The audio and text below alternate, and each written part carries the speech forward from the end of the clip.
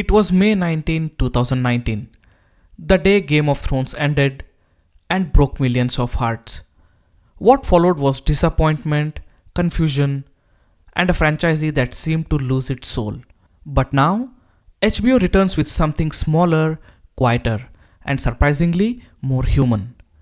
After the divisive ending of Game of Thrones and the mixed reception of House of the Dragons, expectations were cautious.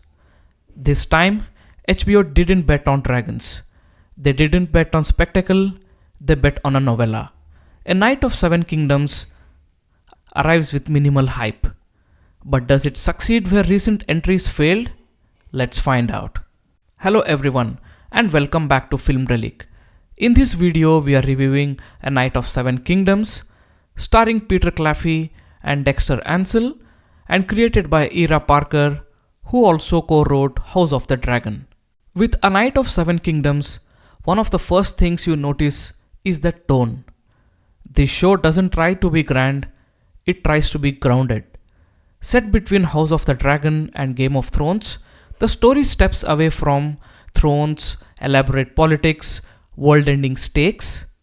Instead, it zooms into something far more intimate. A jousting tournament, a handful of knights, and the lives of ordinary people. This is Westeros, stripped of its grandeur. And that's exactly why it works. What makes this show engaging is its philosophy of storytelling. Firstly, low stakes and high emotion. There are no dragons burning cities, nor kingdoms collapsing. The stakes are personal, honor, reputation, and survival, and because of that, every conflict feels real. Secondly, the slow, purposeful pacing. The writing embraces stillness. Scenes breathe, moments linger, and instead of rushing plot points, the screenplay focuses on conversations, silences, and moral dilemmas. This is classic Game of Thrones DNA, but without the chaos. And next is the world through the eyes of common folk. Unlike previous shows, this one doesn't glamorize Westeros. We see villages, prisons, dirt roads, and sewers. There are no grand castles dominating every frame. Instead, the show grounds itself in lived reality, and that shift makes the world feel more authentic than ever. And next is character first storytelling. At the heart of the show lies its biggest strength, Sir Duncan and Egg. Sir Duncan is unlike any protagonist we have seen in this universe. He is not ruthless, politically sharp, or morally ambiguous. He is good. Raised by Arlen of Pennytree, Duncan carries innocence, honor, and a genuine desire to do the right thing. In a world built on betrayal, that makes him almost feel out of place. And that's what makes him compelling. The cultural turn Hollywood took in recent years to portray men as grey, stripped of its charm and testosterone, was giving diminishing returns and even backfiring in some projects. Egg, on the other hand, brings wit, curiosity, and subtle emotional depth, and he's polar opposites of Sir Duncan. Their dynamic feels natural, warm, and deeply human. This is not a story about power, it's a story about companionship. The performances are the major reason this show works. Sir Duncan, played by Peter Claffey, captures quiet strength, moral conflict, and emotional vulnerability.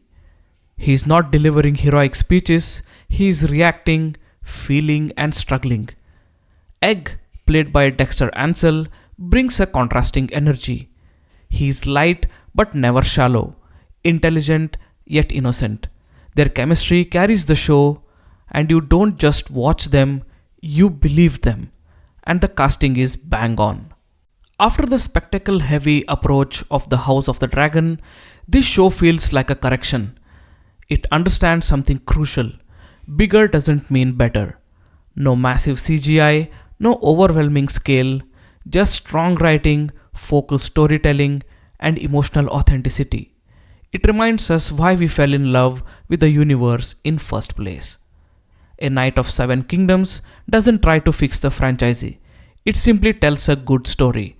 And doing so, it quietly restores faith in HBO storytelling. This is Westeros, at its most personal, grounded, and human. This isn't the loudest show in the franchise, but it might be the most sincere. After years of dragons, politics, and disappointment, A Night of Seven Kingdoms proves that sometimes the smallest stories leave the biggest impact.